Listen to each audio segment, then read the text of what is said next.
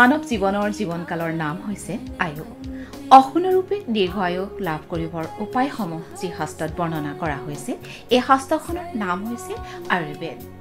আয়ু সম্বন্ধীয় জ্ঞান যি শাস্ত্ৰৰ সহায়েৰে লাভ কৰা হয়, সেই শাস্ত্ৰখনেই হৈছে আয়ুৰ্বেদ। আয়ুৰ্বেদ শাস্ত্ৰৰ অত্যন্ত গুৰুত্বপূৰ্ণ বিভাগ দুটা হৈছে ক্ৰিয়া শৰীৰ আৰু কায় চিকিৎসা বিভাগ। এই বিভাগ দুটাৰ বিষয়ে জানো আহক। প্ৰিয় দৰ্শক, এতিয়া আমি উপস্থিত হৈছোহি চৰকাৰী আয়ুৰ্বেদিক মহাবিদ্যালয় আৰু চিকিৎসালয়খনৰ ক্ৰিয়া শৰীৰ বিভাগটোত। আহকচোন এই বিভাগটোনো কি আৰু আয়ুৰ্বেদৰ কোনটো অংগৰ বিষয়ে এই বিভাগটোত উল্লেখ আছে সেই বিষয়ে জানো। প্লাজমাৰ পৰা আমি ফাইব্ৰিন প্ৰটিন ছাবষ্টেন্সখিনি এক্সক্লুড কৰিলে আমি সেৰাম পাওঁ। ক্ৰিয়া শৰীৰ বিভাগটোৰ পৰা শৰীৰটোৰ বিষয়ে সম্পূৰ্ণ জ্ঞান আহৰণ কৰা হয়। আয়ুৰ্বেদ শাস্ত্ৰত শৰীৰটোক কেনেদৰে বৰ্ণনা কৰিছে সেই বিষয়ে চৰকাৰী আয়ুৰ্বেদিক মহাবিদ্যালয় চিকিৎসালয়খনৰ ক্ৰিয়া শৰীৰ বিভাগৰ মুৰব্বী অধ্যাপক ডাক্তৰ বিমল ডেকাই এনেদৰে কয়। আমাৰ এইটো শাৰীৰ ক্ৰিয়া ডিপাৰ্টমেণ্ট বুলি কয়। ক্ৰিয়া শৰীৰ বুলি ক'লে সাধাৰণতে ক্ৰিয়া প্ৰতিপাদকং ক্ৰিয়া শৰীৰম। তাৰমানে আমাৰ শৰীৰৰ বিভিন্ন অংগ প্ৰত্যংগবিলাকৰ যিবিলাক সাধাৰণ ফাংচন, নৰ্মেল ফাংচন, সেইবিলাক আমি ইয়াত বুজাওঁ। যেনে ধৰক আপোনাৰ আমাৰ লিভাৰ আছে, হাৰ্ট আছে, লাংছ আছে, স্প্লিন আছে, বা গোটেই আমাৰ মুখগহ্বৰৰ পৰা একেবাৰে পায়োদ্বাৰলৈ যিটো আমাৰ মানে হেৰি থাকে, সেইটো আপোনাৰ GIT বুলি কয় মডাৰ্ণত। আমাৰ এইটো মানে হেৰি বুলি কয়, এই খাদ্য নলী। আৰু এইবিলাকৰ প্ৰত্যেকটো পাৰ্টৰ কি ধৰণৰ ফাংচন আমি এটা এটাকৈ বুজাওঁ। কিন্তু প্ৰথমতে আহিব এইবিলাক বুজাবলৈ যোৱাৰ আগতে আমি বুজাম কি আমাৰ শৰীৰটোনো কি। শৰীৰটো আমাৰ আয়ুৰ্বেদিকত এনেধৰণে বৰ্ণনা কৰিছে, ত্ৰিদোষ লৈ পেলাই আমাৰ শৰীৰটো গঠন হৈছেকে মানে ত্ৰিদোষৰ ভিতৰত বাত, পিত্ত, কফ। আকৌ বাত, পিত্ত, কফ আকৌ গঠন হৈছে আমাৰ পঞ্চমহাভূত। পঞ্চমহাভূতটো আকৌ গঠন হৈছে পঞ্চতন্মাত্ৰা। তাৰ আগতে আছে আপোনাৰ অহংকাৰ। তাৰ পৰা আহিব প্ৰকৃতি, পুৰুষ, অহংকাৰ, তাৰপিছতে আহিব আপোনাৰ পঞ্চতন্মাত্ৰাৰ পিছত আকৌ গঠন হ'ল আপোনাৰ পঞ্চমহাভূতৰ পৰা গঠন হ'ল আপোনাৰ ত্ৰিদোষ। এই ত্ৰিদোষেই হ'ল আমাৰ গোটেই শৰীৰটোৰ বেছ। এই ত্ৰিদোষৰ ওপৰত ডিপেণ্ড কৰি আমাৰ গোটেই শৰীৰটোৰ গঠন ক'ত কেনেকৈ কি ৰেচিঅ'ত মানে গঠন হৈছে সেইটো আমি ইয়াত ডিছকাশ্যন কৰিম। আৰু এই যে আমাৰ ত্ৰিদোষ থাকিল, তাৰ ওপৰত ডিপেণ্ড কৰি আকৌ মানুহৰ প্ৰকৃতিবিলাক নিৰ্ণয় হয়। প্ৰকৃতি ত্ৰিদোষ অৰ্থাৎ বাত প্ৰধান, পিত্ত প্ৰধান, কফ প্ৰধান লোকৰ লক্ষণসমূহ কেনেকুৱা আৰু তেওঁলোকৰ কেনেকুৱা ধৰণৰ ৰোগ হ'ব পাৰে সেই বিষয়ে অধ্যাপকজনে এনেদৰে ব্যক্ত কৰে। ৰেচিঅ' পিত্তৰ আধিক্য থাকিলে পিত্ত প্ৰকৃতি হ'ব, আৰু কিমান ৰেচিঅ' মানে আধিক্য থাকিলে কফ প্ৰকৃতিৰ মানুহ হ'ব। আৰু সেইমতে প্ৰত্যেকবিধ প্ৰকৃতিৰে মানুহৰ কিন্তু লক্ষণবিলাক বেলেগ বেলেগ হয়। যেনে মানে আপোনাৰ বাতিক প্ৰকৃতি আমি মানুহ কেনেকৈ চিলেকশ্যন কৰিম, সেইটো হৈছে আমি মানুহজনৰ চাম। যেনে অল্পকেশ, কৃশ, ৰুক্ষ, চালু, মানস। তাৰপিছত আকৌ কৈছে কি আকাশ চাৰি ষ্টেচু বাত প্ৰকৃতি। ঠিক তেনেকুৱা ইয়াত এই কাৰণে কৈছে অল্পকেশ, মানে চুলি কম হয়, পাতল হয়, ঠৰঙা হ'ব। ঠিক তেনেকৈ কৈছে মানুহজন ক্ষীণ হ'ব, কৃশ। ঠিক তেনেকৈ কৈছে বাচা চল, মানে খুব কথা ক'ব, মাজে মধ্যে মিছা কথাও ক'ব। তেনেকুৱা মানে মানসিকতাৰ মানুহ হয় মানুহজন। দেখিলেই গম পাই যাম, মানুহজনৰ লগত কথা পাতিলেই তাৰ ৰূপটো আমি গম পাই যাম যে এই মানুহজনৰ পৰা আমি সাৱধান হ'ব লাগিব। ই মিছা কথা কয়, ই খুব কথা কয়, ইয়াৰ লগত সাৱধানে কথা ক'ব লাগিব। ঠিক তেনেকুৱা।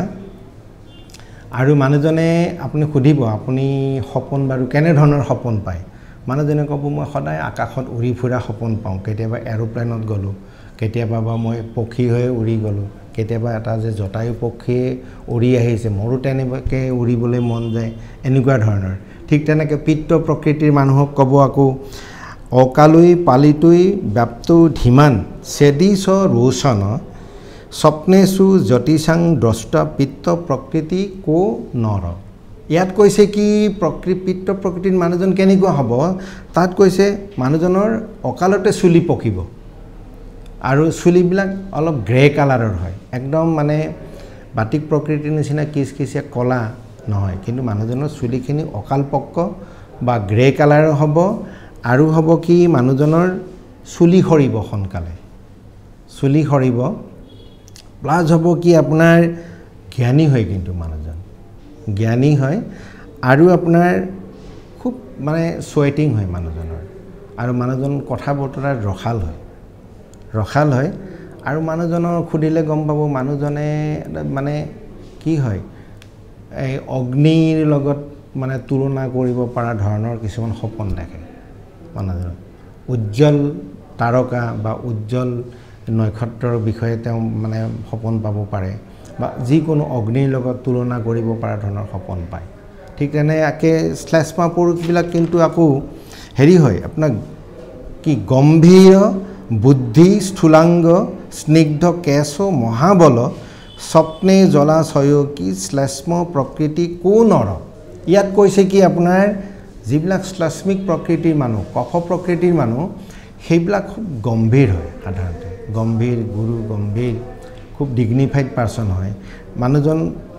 বুদ্ধিমান হয় খুব বুদ্ধিমান কিন্তু খুব লেজি হয় মানুহজনে তাৰোপৰি আকৌ হয় কি মানুহজন স্নিগ্ধ মানে আংটুৱাছনে যিটো মানুহৰ অইলি যিটো স্কিন থাকিব সেইটো থাকিব তাৰপিছত মানুহজনে কিন্তু মহাবলী হয় পৰাক্ৰমী হয় মানুহে মানুহক সোনকালে ডমিনেট কৰিব পৰা কিছুমান কেপাবিলিটি থাকে সেই কেপাবিলিটি তেওঁলোকৰ আহে আৰু সাধাৰণতে তেওঁলোকে সদায় সাঁতুৰি থকা মৎস্য বা জলাশয়ত থকা প্ৰাণীবিলাকৰ বিষয়ে সপোন পায়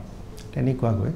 গতিকে এইবিলাকৰ ওপৰত ডিপেণ্ড কৰি আমি মানুহবিলাকৰ প্ৰকৃতি নিৰ্ণয় কৰোঁ আৰু এই প্ৰকৃতিবিলাকে কোনটো ঋতুত প্ৰকৃতিৰ মানে হেৰি হ'ব এই কথাটো কিন্তু আমাৰ খাদ্যপাতিৰ ওপৰতো ডিপেণ্ড কৰে এতিয়া আমাৰ বাটিক প্ৰকৃতিৰ মানুহবিলাকৰ সাধাৰণতে আমি যে কওঁ আমাৰ বাটিক প্ৰকৃতিৰ যদি বাতদোষৰ মানে ভিচিয়েশ্যন হয় তেতিয়াহ'লে 80 টাইপছ অফ বাটিক ডিজিজ হয় যেনে ধৰক আপোনাৰ আমবাত বুলি কয় বা আপোনাৰ এই গাউট যিবিলাক আছে আৰ্থ্ৰাইটিছ আছে বা জইণ্ট পেইন আছে শোল্ডাৰ পেইন আছে ফ্ৰজেন শোল্ডাৰ আছে এইবিলাক মানে হয় আৰু আপোনাৰ অস্টিওআৰ্থ্ৰাইটিছ এইবিলাক আমাৰ এই বাটিক মানে হেৰিৰ প্ৰতি আহে যদি এই বাতডোজ আমাৰ কেতিয়া ভিচিয়েশ্যন হ'ব যদি বাত ইনক্ৰিজ কৰা আহাৰ খায় যেনে ধৰক আমি যদি শুকান ড্ৰাই ফুড বেছি খাওঁ ড্ৰাই ফুড তেতিয়াহ'লে বাতৰ মানে প্ৰকোপিত হোৱা বুলি কয় ঠিক তেনেকৈ আমি যদি অতিমাত্ৰা গৰম আহাৰ খাওঁ তেতিয়াহ'লে আমাৰ পিত্ত মানে দোষৰ হেৰি হয় ভিচিয়েশ্যন হয় তেতিয়া আমাৰ পৈত্ৰিক যেনে আমাৰ ডাইজেশ্যনৰ প্ৰব্লেম আহিব ডাইজেশ্যন ইনডাইজেশ্যন ডাইজেশ্যন ইনডাইজেশ্যন এইবিলাকৰ প্ৰব্লেম আহিব জিআইটি প্ৰব্লেম বহুত আহিব আৰু মানুহবিলাকে প্ৰলাপ বকিব পাৰে তেনেকুৱা পিত্ত দোষৰ যদি ভিচিয়েশ্যন হয় ঠিক তেনেকৈ যদি আমাৰ কফ দোষৰ যদি আমাৰ ভিচিয়েশ্যন হয় তেতিয়া মানুহবিলাকৰ কি হ'ব পাৰে বুদ্ধিভ্ৰষ্ট হ'ব পাৰে আমি ক'লোঁ নহয় যে কফ মানুহ প্ৰকৃতিৰ মানুহবিলাক সাধাৰণতে বুদ্ধিমান হয় ঠিক তেনেকৈ আমি যদি কফ প্ৰকৃতিৰ ভিচিয়েশ্যন হয় কফ দোষৰ ভিচিয়েশ্যন হয় যেনে আমি যদি অতিমাত্ৰা ৰাতি ভাত খাই উঠি অতিমাত্ৰা আমি মানে স্নেহজাতীয় বস্তু খাওঁ যেনে দৈ খাওঁ ক্ৰীম খাওঁ বা দৈৰ লগত যদি মাছ খাওঁ হেভি আহাৰ খাওঁ তেতিয়া কফৰ বৃদ্ধি হয় আৰু কফ বৃদ্ধি হোৱাৰ লগে লগে মানুহজন হেভিনেছটো বাঢ়ি যাব লেথাৰ্জিটো বাঢ়ি যাব লগে লগে বেছি লেথাৰ্জি যোৱাৰ লগে লগে মানুহজনৰ ইণ্টেলেকচুৱেল কেপাবিলিটিটো লাহে লাহে ডিক্ৰিজ হৈ গৈ থাকে সেইকাৰণে আমি প্ৰকৃতি অনুযায়ী মানুহবিলাকক আহাৰ খাবলৈ আমি উপদেশ দিওঁ আয়ুৰ্বেদ শাস্ত্ৰত উল্লেখ থকা প্ৰকৃতি শব্দটোৱে কি বুজায় সেই বিষয়ে বিভাগটোৰ সহকাৰী অধ্যাপক ডাক্তৰ মৃদুস্মিতা খুটে এনেদৰে বৰ্ণনা কৰে প্ৰকৃতি দুটা শব্দৰ পৰা হৈছে অৰিজিন হৈছে তাৰে প্ৰথমটো হৈছে প্ৰ আৰু নেক্সট হৈছে কৃতি প্ৰ মিন্স বিগিনিং বিফোৰ এণ্ড কৃতি মিন্স ফৰ্মেশ্যন চ' যি মানুহ এজনৰ প্ৰকৃতি means formation of the nature চ'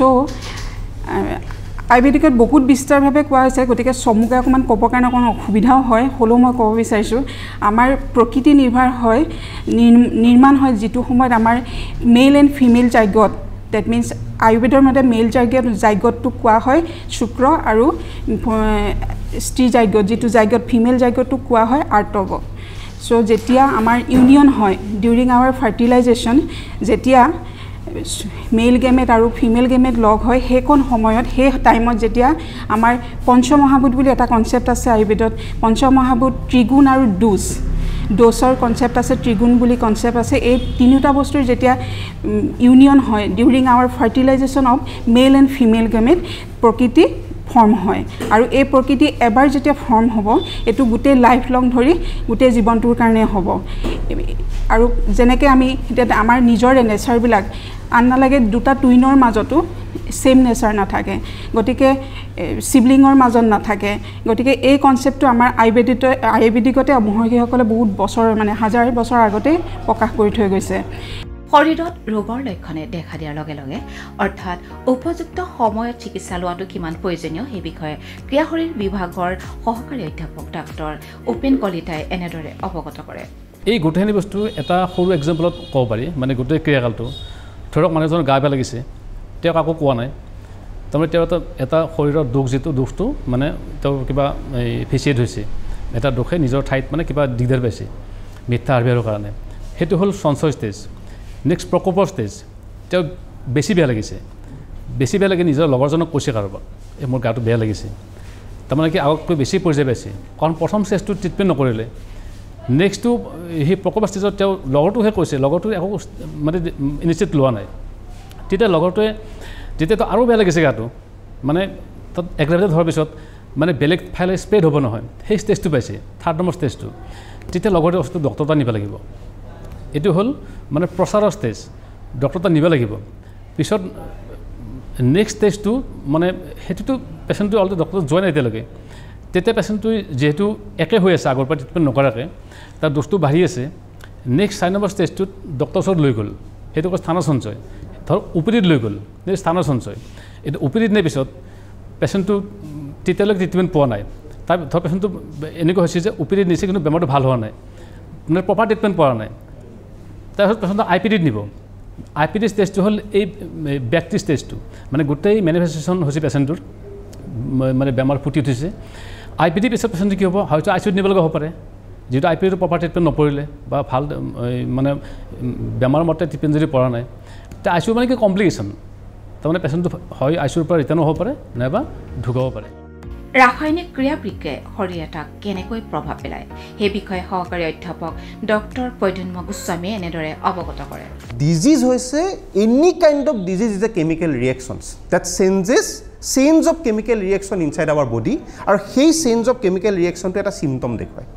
তাৰমানে যিকোনো ধৰণৰ আপোনাৰ ডিজিজ এটা হৈছে যিকোনো ধৰণৰ ডিজিজেই হৈছে এটা কেমিকেল চেঞ্জ আপোনাৰ বডিত হৈছে যিটো কেমিকেল চেঞ্জে আপোনাক এটা চিমটম দেখুৱাইছে আৰু আপুনি যিটো মেডিচিন খাব সেই মেডিচিনটো এটা কেমিকেল কম্পাউণ্ড যিটো কেমিকেল কম্পাউণ্ডে বডিৰ ভিতৰত গৈ পেলাই যিটো কেমিকেল চেঞ্জ আপোনাৰ বডিত হৈছিল সেই কেমিকেল চেঞ্জটো মলিকুলাৰ লেভেলত ঠিক কৰি পেলাই চিমটমছটোৰ পৰা আপোনাক নাইকিয়া কৰিব যিকোনো ধৰণৰ ডিজিজ যিকোনো আপুনি আহাৰ খালে ৰাতিপুৱা আজি ভাতকেইটা খাই আহিল কেতিয়াবা চিন্তা কৰিছেনে ভাতকেইটা কি হ'ল আপুনি ৰাতিপুৱা ভাতকেইটা খাই আহিল দুপৰীয়া ভাতকেইটা খালে এঘণ্টাৰ পিছত টোপনি ধৰে আমি যেটো ভাত ঘুমটি বুলি কওঁ কোনবা দিন চিন্তা কৰিছেনে ভাত খোৱাৰ পিছত আমাৰ টোপনি কিয় আহে কোনবা দিন চিন্তা কৰিছেনে ভাতে বা খাদ্যই আমাক কেনেকৈ জীয়াই থকাত সহায় কৰিছে অক্সিজেনটো আমি ভিতৰলৈ লৈছোঁ এই অক্সিজেনটো গৈ আমাৰ বডিত কি হৈছেগৈ এই অক্সিজেনে আমাক কেনেকুৱা ধৰণৰ কাম কৰি আছে বডিত সি জীয়াই থকাত আমাৰ কেনেকুৱা সহায় কৰিছে অকণমান আগতে মই আপোনাক যিটো কথা ক'লোঁ অক্সিজেন কেনেকৈনো আমাৰ বৃদ্ধাৱস্থাৰ কাৰণে ৰেছপনচিবল কোনবা দিন চিন্তা কৰিছেনে যিদিনাখন আমি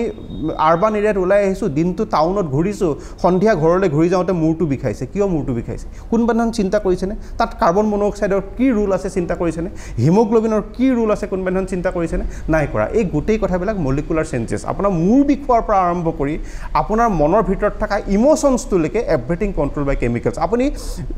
যিকোনো এটা ক্ষেত্ৰত আপোনাৰ ইম'শ্যনেল কণ্ট্ৰল এক্সাৰচাইজ কৰি দিলে আপোনাৰ ফূৰ্তি লাগে ৰাতিপুৱা এক্সাৰচাইজটো কৰিব লাগে এক্সাৰচাইজ কৰিলে কি হয় আপোনাৰ এণ্ড্ৰফিন বুলি এটা হৰমন সিক্ৰেট হয় এণ্ড্ৰফিন হৰমন যেতিয়া সিক্ৰেট হেপী হৰমন বুলি কয় আপোনাৰ মনটো খুব ফূৰ্তি লাগে আপুনি যিকোনো এটা সময়ত যিকোনো এটা আহাৰ খাব নালাগে সেই আহাৰ খোৱাবিলাকত যিকোনো এটা বাইণ্ডিংছ থাকে যে এইটো আহাৰ এইটো সময়ত নাখাব সেই আহাৰটো সেই সময়ত খালে আপোনাৰ অপকাৰ কৰিব পাৰে খাৰৰ লগত টেঙা খাব নিদিয়ে কিয় খাব নিদিয়ে দেৰ ইজ এ ৰিজন কিয় খাৰৰ লগত টেঙা খাব নোৱাৰে খাৰটোৱে কেঞ্চাৰ হোৱাত কেনেধৰণে সুবিধা কৰে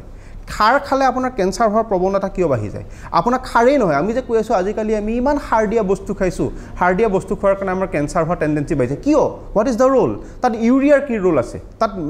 NPKৰ কি ৰোল আছে কি কেমিকেল কম্পাউণ্ড সেই সাৰটোত থকাৰ কাৰণে আপোনাৰ কেঞ্চাৰ হোৱাৰ প্ৰৱণতা বাঢ়িছে সাৰটোতো লাগিবই গছজোপাই সাৰটো লৈছে কিন্তু সেই সাৰটো খোৱাৰ ফলত আপোনাৰ প্ৰব্লেম কি হ'ব পাৰে আমি যে ইমান ধূলি চুলি খাই আছোঁ এই ধূলি চুলি খোৱাৰ ভিতৰত আমাৰ শৰীৰটোৰ ভিতৰত কি চেঞ্জেছ হ'ব পাৰে কি পৰিৱৰ্তন হ'ব পাৰে যিবোৰ পৰিৱৰ্তনৰ কাৰণে বিভিন্নটা বেমাৰ হোৱাৰ আপোনাৰ অৱকাশ থাকে বা আপোনাৰ সম্ভাৱনা থাকে আয়ুৰ্বেদ শাস্ত্ৰত শৰীৰ মানে হৈছে যি নিৰন্তৰ ক্ষয় হয় আৰু শৰীৰ ক্ৰিয়া বিভাগটোত আমাৰ শৰীৰটোৰ বিষয়ে সকলো ধৰণৰ জ্ঞান প্ৰদান কৰে দোষ প্ৰদোষ ধাতুনো কি এই সকলোবোৰৰ বিষয়ে জানিব পাৰি এই বিভাগটোৰ জৰিয়তে এতিয়া আহকচোন আমি অন্য এটা বিভাগৰ বিষয়ে জানো কায় চিকিৎসক বা কায়তন্ত্ৰ হৈছে আয়ুৰ্বেদৰ অন্যান্য ধাৰাসমূহৰ ভিতৰত অন্যতম ধাৰা কায়তন্ত্ৰ চিকিৎসা পদ্ধতিৰ স্ৰষ্টা হৈছে মহৰ্ষি ভৰদ্বাজ কায় মানে শৰীৰ কায় চিকিৎসা পদ্ধতিৰ দ্বাৰা বিভিন্ন ৰোগ বা জীৱন যাত্ৰাৰ অন্যান্য ব্যাধিৰ ৰোগ নিৰ্ণয় কৰা হয় আৰু আয়ুৰ্বেদিক ঔষধ দিয়া হয় বা সাধাৰণ ঔষধেৰে নিদান দিয়া হয় প্ৰিয় দৰ্শক এতিয়া আমি উপস্থিত হৈছেহি চৰকাৰী আয়ুৰ্বেদিক মহাবিদ্যালয়ৰ চিকিৎসালয়খনিৰ কায়া চিকিৎসা বিভাগত এই বিভাগটোনো কি আয়ুৰ্বেদিক চিকিৎসা পদ্ধতিৰ কোনখিনি দিশ সামৰি লৈছে সেই বিষয়ে জানো আহক কায়া চিকিৎসা বিভাগটোৰ বিষয়ে চৰকাৰী আয়ুৰ্বেদিক মহাবিদ্যালয় চিকিৎসালয়খনৰ কায়া চিকিৎসা বিভাগৰ মুৰব্বী অধ্যাপক ডাক্তৰ শ্যামন্ত কলিতাই এনেদৰে কয় কায় চিকিৎসা অষ্টাংগ আয়ুৰ্বেদৰ এটা প্ৰমুখ অংগ এই কায় চিকিৎসা ব্ৰহ্মাৰ পৰা ইন্দ্ৰদেৱে পাইছিলে অশ্বিনী কুমাৰৰ জৰিয়তে তেখেত মহৰ্ষি ভৰদ্বাজে মহৰ্ষি পুনৰ্বসু আত্ৰেয়দেৱক দিলে তাৰপিছত তেখেতসকলৰ পৰা এই চিকিৎসাবিদ্যা আমাৰ 6জন শিষ্যই পালে আৰু 6জন শিষ্যৰ পৰা এতিয়ালৈকে এনেকুৱা ধৰণৰ কায় চিকিৎসাৰ চিকিৎসাবিদ্যাটো লাভ কৰিছোঁ আমি এতিয়ালৈকে পাই আহিছোঁ আৰু বিভিন্ন কাৰিকুলামৰ যোগেৰে আমাৰ ইয়াতে চিকিৎসা কৰা হয় এই কায় চিকিৎসাৰ ডিপাৰ্টমেণ্টৰ জৰিয়তে মধুমেহ ৰোগ ফেটি লিভাৰ বেমাৰত কেনেকুৱা ধৰণৰ সাৱধানতা অৱলম্বন কৰিব লাগে সেই বিষয়ে অধ্যাপকজনে এনেদৰে ব্যক্ত কৰে আমি সকলোৱে জানো যে ডায়েবেটিক পেচেণ্ট এজনে কেনেকুৱা ধৰণৰ আহাৰ খাব লাগে যেনে মিঠা বস্তু মধুৰ জাতীয় যিবিলাক আহাৰ বিহাৰ আছে এইবিলাক মানে তেখেতসকলে ত্যাগ কৰিব লাগে কিছু পৰিমাণে খাবও লাগিব আৰু তেওঁলোকে আমাৰ ব্যৱস্থাপত্ৰৰ জৰিয়তে বিভিন্ন ধৰণৰ আমি যেনেকুৱা মেডিচিনবিলাক দিওঁ আমাৰ ক্লাছিকেল মেডিচিন আছে মানে যেনে আমাৰ যিবিলাক গ্ৰন্থৰ পৰা আমি পাইছোঁ সেইবিলাক মেডিচিন তেওঁলোকক দিয়া হয় ৰসৌষধিও আছে ইয়াতে আৰু ইয়াতে বিভিন্ন ধৰণৰ হাৰ্বেল মেডিচিনো আছে বনৌষধি আৰু লগতে আমি যি আমাৰ ৰসায়ন থেৰাপি এই ৰসায়ন থেৰাপিও আমাৰ ডায়েবেটিক পেচেণ্টবিলাকক দিয়া হয় বিভিন্ন সময়ত বিভিন্ন তেওঁলোকৰ ষ্টেপ অনুযায়ী মেথি হালধি নিমপত্ৰ তাৰপিছত আমাৰ আছে যেনেকুৱা বেঙেনা তাৰপিছত আমাৰ তিতাকেৰেলা জামুন এইবিলাক আমি বিভিন্ন ধৰণৰ হাৰ্বেল যিবিলাক আমাৰ ঔষধি বনৌষধি এইবিলাক আমি তেখেতসকলক এই ঔষধি পত্ৰৰ জৰিয়তে বুজাই দিওঁ আৰু তেখেতলোকক আমি প্ৰেছক্ৰিপশ্যনো কৰোঁ যিবিলাক আমাৰ ক্লাছিকেল মেডিচিন ফেটি লিভাৰ বুলি ক'লে আমাৰ মেইনলি আমি জানোৱেই প্ৰায় আমাৰ যিবিলাক চৰ্বি এই চৰ্বিবিলাক আমাৰ বিশেষকৈ লিভাৰত পেনক্ৰিয়াছত জমা হৈ পেলাই এই ফেটি লিভাৰ প্ৰায় মানুহৰে আজি বৰ্তমান সময়ত বহুতখিনি পেচেণ্টক দেখিবলৈ পোৱা যায় বা 90% পেচেণ্টক আমি যিবিলাকক ছ'নোগ্ৰাফি কিবা কাৰণত কৰিব দিওঁ তেওঁলোকক ওচৰত দেখিবলৈ পোৱা যায় আৰু তেওঁলোকক আমি বিভিন্ন ধৰণৰ চিকিৎসাৰ জৰিয়তে তেওঁলোকক আমি কিছু পৰিমাণে মানে আৰোগ্য কৰিবলৈ সক্ষম হৈছোঁ ফেটি লিভাৰ চিকিৎসাৰ কাৰণে আমাৰ বহুত পেচেণ্টে ইয়ালৈ আহে এই পেচেণ্টবিলাকৰ পৰা আমি যিখিনি ডাটা পাওঁ এইখিনিৰ পৰা আমিও সন্তুষ্ট তেখেতসকলক আমি বিশেষকৈ ক্লাছিকেল মেডিচিনেই দিওঁ আৰু লগতে তেওঁলোকক কি কি আহাৰ খাব নালাগে তেওঁলোকক আহাৰ হিচাপে তেওঁলোকক চৰ্বিজাতীয় আহাৰবিলাক আমি বিশেষকৈ খাব নিদিওঁ আৰু তেওঁলোকক আমি বিশেষকৈ ফাইবাৰ জাতীয় আহাৰবিলাক তেখেতসকলক আমি উপদেশ দিওঁ যে ফাইবাৰ জাতীয় আহাৰবিলাক খালে তেওঁলোকে যি তেওঁলোকৰ চৰ্বিজাতীয় আহাৰবিলাক বা তেলজাতীয় আহাৰবিলাক গ্ৰহণ কৰে সেইবিলাক পোনে পোনে তেওঁলোকৰ পায়খানাৰ জৰিয়তে সেইবিলাক ওলাই গৈ আৰু শৰীৰত সেইবিলাক আৰু পোষণৰ ব্যৱস্থা নহয় তেনেকৈ আমি কিছু পৰিমাণে লাভান্বিত হৈছোঁ অনিদ্ৰাজনিত সমস্যা অথবা অন্যান্য ৰোগৰ পৰা উপশম পাবলৈ নিয়মিত ঔষধ গ্ৰহণ কৰাৰ উপৰিও ঘৰুৱা হিচাপে কেনেধৰণৰ সাৱধানতা লোৱা উচিত সেই বিষয়ে জনোৱা হওক আমাৰ ডিপাৰ্টমেণ্টটো কায়া চিকিৎসা মানে আয়ুৰ্বেদিকত কায়া চিকিৎসাটোক আমি মডাৰ্ণ মেডিচিন চাইডত যদি চাওঁ তেতিয়াহ'লে ক'ব পাৰোঁ ইণ্টাৰনেল মেডিচিন মানে মেডিচিন চাইডটো তো আমাৰ ইয়াতে মেডিচিন ৰিলেটেড যিমান ডিজৰ্ডাৰ্ছ আছে আমি গোটেইখিনিৰ চিকিৎসা ইয়াতে কৰা হয় আয়ুৰ্বেদিকত টোপনিক ইমান ধুনীয়াকৈ এক্সপ্লেইন কৰিছে নহয় আপোনাৰ টোপনিৰ মেকানিজিম কেনেকৈ টোপনি লাগে কেনেকৈ টোপনিৰ মানে কি কি ক্ষতি আছে সেইখিনি আয়ুৰ্বেদিকত খুব ভালকৈ ডেছক্ৰাইব কৰা আছে যেনেকৈ আয়ুৰ্বেদিকত বহুত বঢ়িয়াকৈ কৈছে টোপনি কিয় লাগে মানুহৰ টোপনি কেনেকৈ হয় মেকানিজিম কেনেকুৱা আয়ুৰ্বেদিকত বঢ়িয়া এটা শ্লোক আছে যে য়দাতু মনসি ক্লান্তে কৰ্মাত্মনা ক্লমান্বিতা বিষয়ব্য নিবৰ্ধন্তে তদা সপতি মানৱ মানে যেতিয়া আমাৰ গোটেই সেন্সৰি পাৰচেপশ্যন গোটেইখিনি যেতিয়া আমাৰ অলপমান মানে কি হয় ফুল্লি কৰিব নোৱাৰা হৈ যায় তেতিয়াই মানুহৰ টোপনি লাগে আৰু টোপনি মানুহক ইমান ইম্পৰ্টেঞ্চ যে 5 আৱাৰ সাউণ্ড স্লিপ যদি মানুহৰ নহয় তেতিয়া গোটেইখিনি আপোনালোকে মেডিকেলি বুজি নাপাব আমাৰ গোটেই যেনেকৈ এখন গাড়ী দিনটো চলিলে তাৰ ৰিপেয়াৰিং সাৰ্ভিচিং লাগে ঠিক তেনেকৈ টোপনিত গোটেই ৰাতিত ফিডবেক মেকানিজিম লৈ পেলাই মানুহক তাৰমানে এই গোটেই চিষ্টেমটো নিজে অটো হিলিং হয় তো সেইটো কাৰণে 5 our sound sleep is a must সেইটো লাগিবয়ে আৰু 5 আৱাৰ স্লিপৰ কাৰণে কমসে কম আপুনি আৰু 2 ঘণ্টা 3 ঘণ্টা হাতত লৈ লওক কাৰণ আপুনি এইখিনি সময়ত সপোনো দেখা পাব আৰু সপোন দেখা সময়ত কেতিয়াও এই বডিৰ মেকানিজমবিলাক চলিব নোৱাৰে আয়ুৰ্বেদিকত ধুনীয়াকৈ কৈছে যদি টোপনি নহয় মানুহৰ তাতে ধুনীয়াকৈ এটা শ্লোকত আছে নিদ্ৰাম যতম সুখম দুখম যদি প্ৰপাৰ টোপনি হৈছে তেতিয়াহ'লে সুখ হ'ব প্লিজাৰ আৰু যদি নহয় দুখ নিদ্ৰাম যকম সুখম দুখম পুষ্টি কাৰ্য বলাবলম নিউট্ৰিশ্যন সাফিচিয়েণ্ট হ'ব নহ'লে মানুহ ইমাচিটেড ক্ষীণাই যাব বল অবল মানে ষ্ট্ৰেংথ হ'ব নহ'ব জ্ঞানম অজ্ঞানম জীৱিতম নাচ বুলি কৈছে যে মানুহজনে মৰিও যাব পাৰে টোপনি যদি সাফিচিয়েণ্ট নহয় আৰু ইনচোমিনিয়াৰ কাৰণে আমাৰ লৰ্ডছ অফ মেডিচিনছ আছে হাৰ্বছ আপোনাৰ তগৰ তাৰপিছত শংখপুষ্পী আমাৰ মেধ্য ৰসায়ন বুলি আছে আয়ুৰ্বেদিকত 4টামান মেধ্য ৰসায়ন আছে ইমান ধুনীয়াকৈ আছে ব্ৰাহ্মী শংখপুষ্পী ব্ৰাহ্মী আছে শংখপুষ্পী আছে তগৰ আছে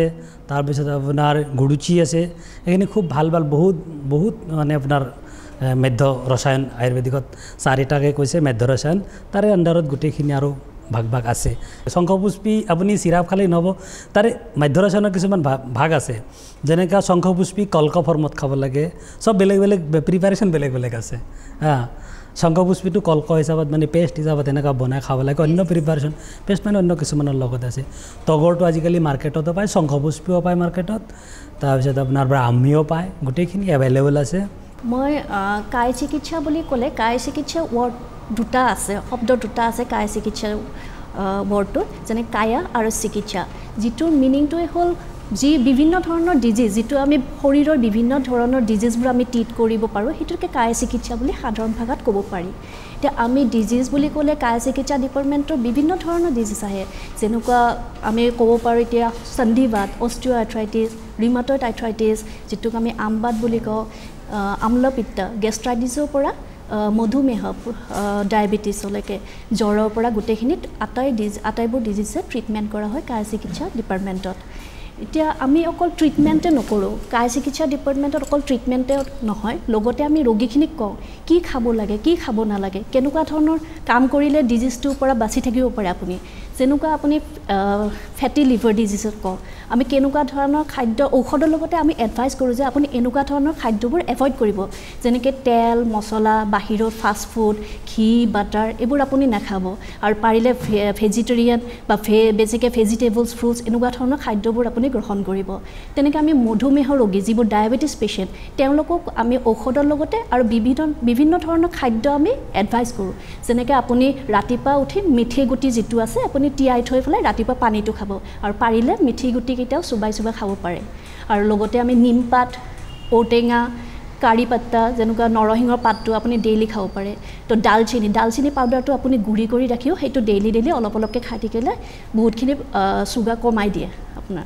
আৰু মই ক'ব পাৰোঁ আৰু কিছুমান এনেকুৱা ধৰণৰ ডিজিজ আছে যেনেকৈ আপুনি ধৰক চৰিয়চিছটো এনেকুৱা বেমাৰ হয় য'ত নেকি আমি চিমটমছবোৰ কণ্ট্ৰল কৰিব পাৰোঁ তো আয়ুৰ্বেদিকত তেনেকুৱা বহুত ভাল চিকিৎসা আছে চৰিয়চিছৰ ওপৰত আমি ঔষধৰ লগতে কিছুমান থেৰাপিও দিয়া হয় যেনেকৈ আৰ্থম চইল ভেপাৰ কেঁচু মাটিটো আপুনি কি কৰোঁ গৰম পানীত মানে উতলাই পেলাই যিটো ভাপ ওলাব সেইটো পেচেণ্টক আমি যিবোৰ স্কিন লেশ্যনছ আছে তাতে আপুনি দিয়া হয় ভাপটো লগতে অইল এপ্লিকেশ্যন দিয়া হয় অইলটো আপোনাৰ বহুত ধৰণৰ আছে যিটো আমি চৰিয়চিছত এপ্লাই কৰিব পাৰোঁ উত্তৰ পূৰ্বাঞ্চলত কোন ধৰণৰ ৰোগৰ প্ৰাদুৰ্ভাৱ সাধাৰণতে বেছিকৈ হয় সেই বিষয়ে কায় চিকিৎসা বিভাগৰ সহকাৰী অধ্যাপক ডাক্তৰ ৰঞ্জন কুমাৰ কলিতাই এনেদৰে কয় আমাৰ নৰ্থ ইষ্টত ক'ব গ'লে চবতকৈ কমন ডিজৰ্ডাৰটো হৈছে আপোনাৰ GERD মানে গেষ্ট্ৰ' ইছ'ফেজিয়েল ৰিফ্লাক্স ডিজৰ্ডাৰ যিটো আমাৰ জেনেৰেলি কমনলি লেমেনবিলাকে কয় ছাৰ মোৰ গেছ হৈছে এচিডিটি হৈছে বুকুখন মানে জ্বলা পোৰা কৰে বাৱেল ইজ ইৰেগুলাৰ গতিকে এনেকুৱা ধৰণৰ তাৰমানে লক্ষণবিলাক লৈ পেলাই আহিব আৰু এইবিলাক জেনেৰেলি আপোনাৰ লাইফষ্টাইলৰ কাৰণে হয় ফুড হেবিটৰ কাৰণে হয় কেনেকুৱা ধৰণৰ ফুড লৈ আছে তেওঁ কেনেকুৱা সময়ত লৈ আছে তেওঁৰ ডাইজেষ্টিভ কেপাচিটি ঠিকে আছে নে নাই চ' এই গোটেইখিনি কথাৰ ওপৰত আপোনাৰ ডিপেণ্ড কৰিব তাৰে পিছত এই ডিজিজবিলাক মানে এইটো ডিজিজ যিটো GERD বুলি কয় বা আমাৰ ছিষ্টেমত এইটোক অম্লপিত্ত বুলি কৈছে অম্ল উদ্গাৰ মানে টেঙা উগাৰ আহিব চ' সেইটোৱে আমাৰ নৰ্থ ইষ্টত মষ্ট কমনলি হোৱা ডিজৰ্ডাৰ জেনেৰেলি পানী আৰু খোৱাৰ হেবিটটোৰ আৰু খাদ্যৰ কাৰণে হয় বুলি কৈছে প্ৰিয় দৰ্শক এতিয়া আমি এই খণ্ডটিৰ পৰা বিদায় লৈছোঁ ওম নমো ভগৱতী